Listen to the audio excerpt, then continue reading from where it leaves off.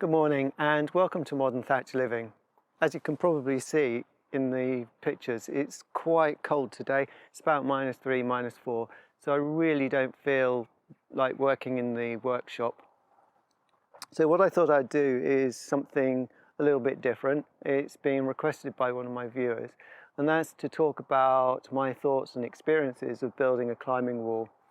This was one of the first projects that I did when we moved here, and I built it in the stable behind me. So let's go and have a look at it now.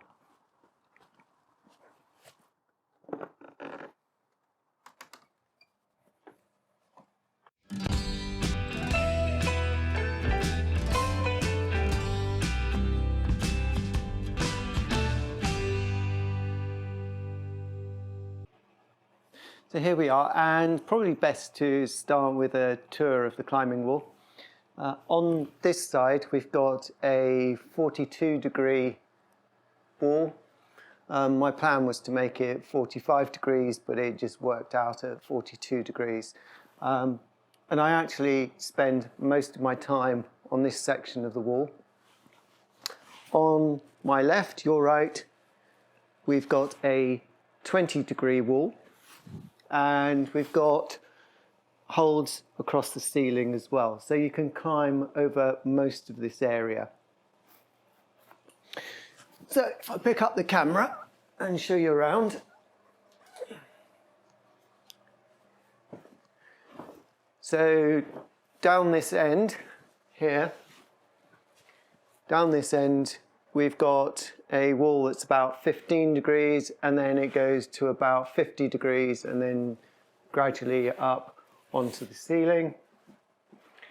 At the end of the 42-degree wall, we've got some interesting features around the top here, and you can actually climb around the door and all the way around down to the other end and across the ceiling and then back onto the 42-degree wall. At the end, we've actually got treadmill weights and such like. In the ceiling, we've got fixings for various bits of gym gear, and I don't know if you can see that, I've got fingerboard up here as well. If we go to the back of the 42-degree wall, we actually have a cupboard built in, and inside here I keep all my climbing gear and mountain activity stuff, so bouldering gear, tents, boots, waterproofs, maps, everything's stored in the back of this wall. It's quite important that I used to store all of this in the study, under my desk, around the desk, and it's actually really nice to be able to put my feet under the desk now. Anyway.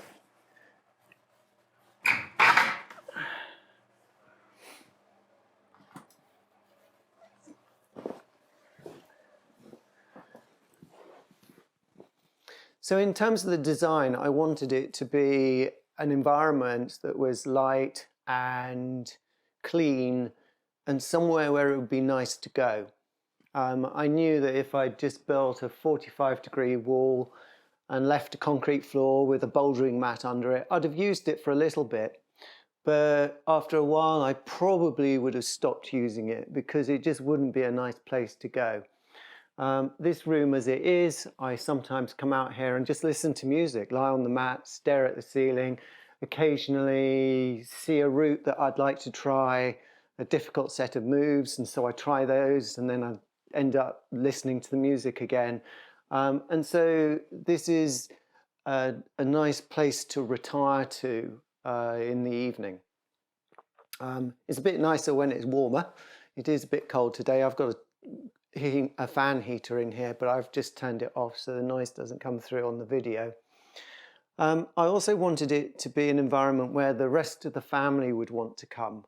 And you know, we've got the bits of gym equipment in here, and I just don't think they would be used if it was just an old barn with a concrete floor and spiders' webs coming down from the ceiling.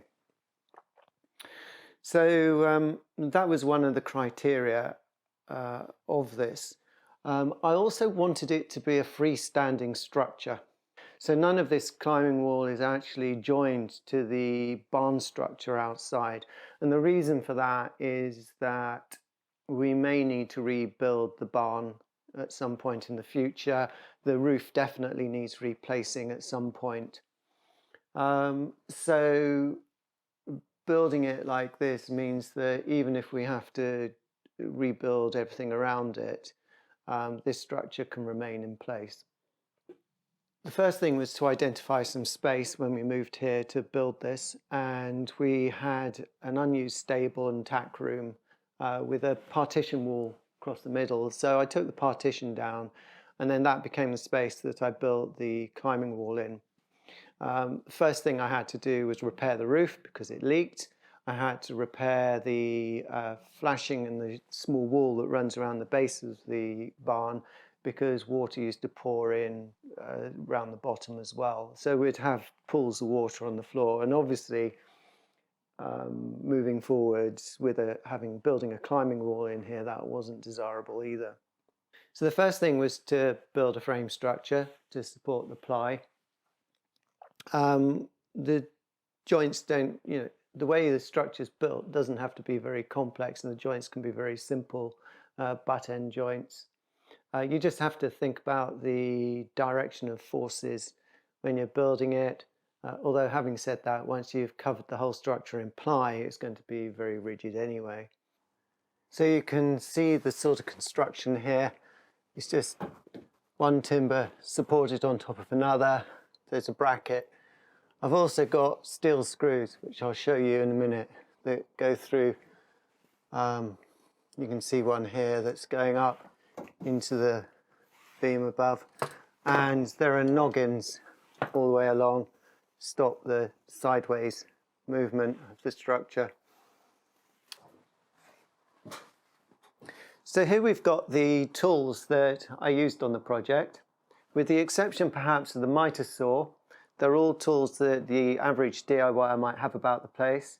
We've got a combi drill, small circular saw, various hand tools, and some measuring implements. So you really don't need very much to do something like this. So in terms of fixings that I used, you saw there's a small bracket, but I used quite a lot of these hex screws. They're made of steel and they provide a lot of strength. They come in a range of sizes, and you can have powder coated or stainless steel. Incidentally, I use the stainless steel ones a lot when I'm doing oak structures outside because they don't corrode in oak. The powder coated ones I use for sort of general softwood type work.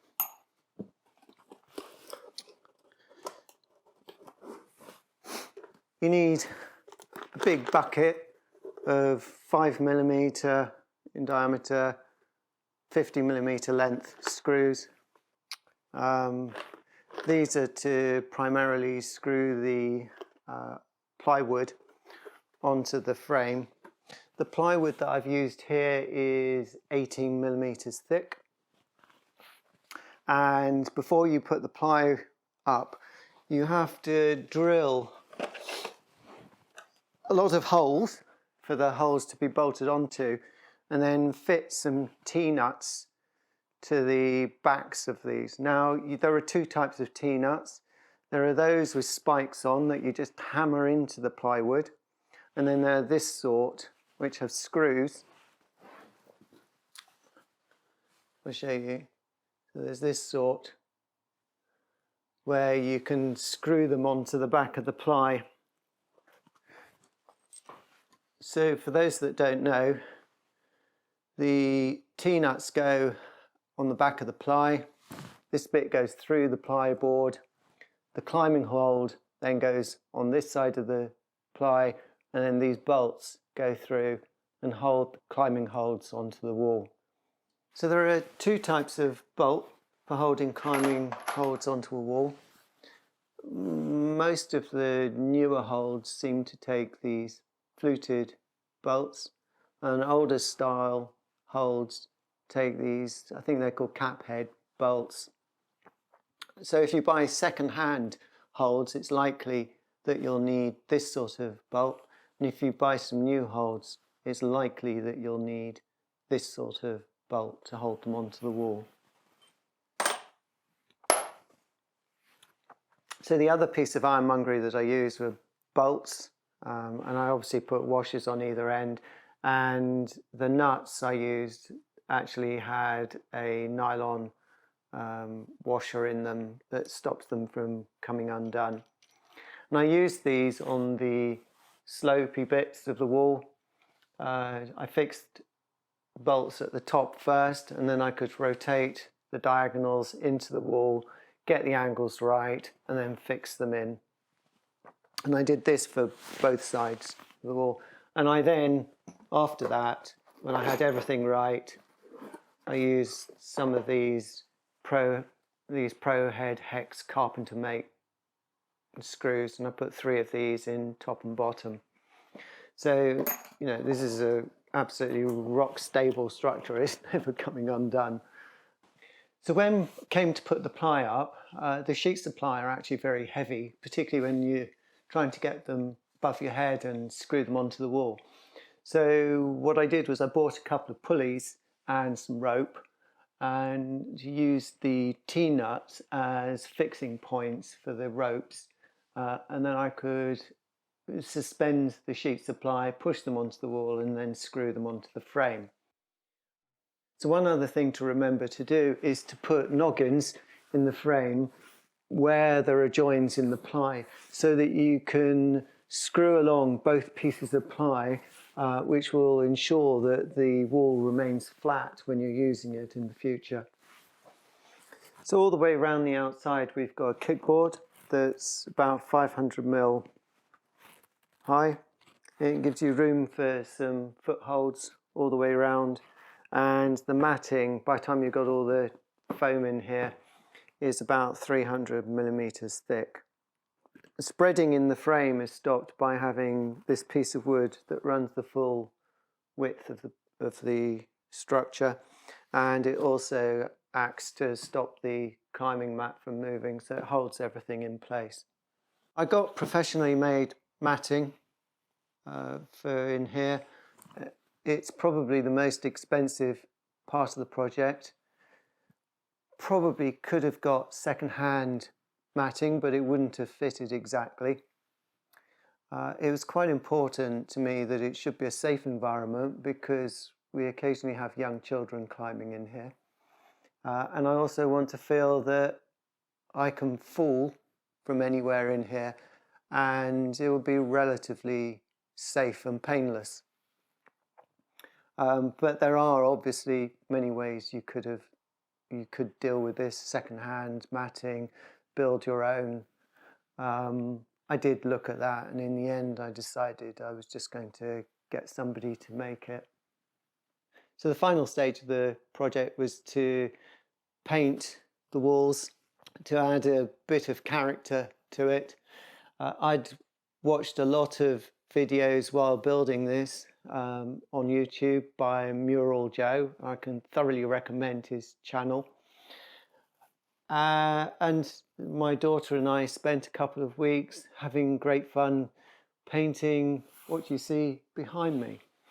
We used ordinary household emulsion paints. We found a line of paints that did some good primary colours, and we could then use those and mix up any of the colours that you see behind us. And yes, I can thoroughly recommend doing something like that. It was really good fun. I've never painted anything like this before, and thoroughly enjoyed it.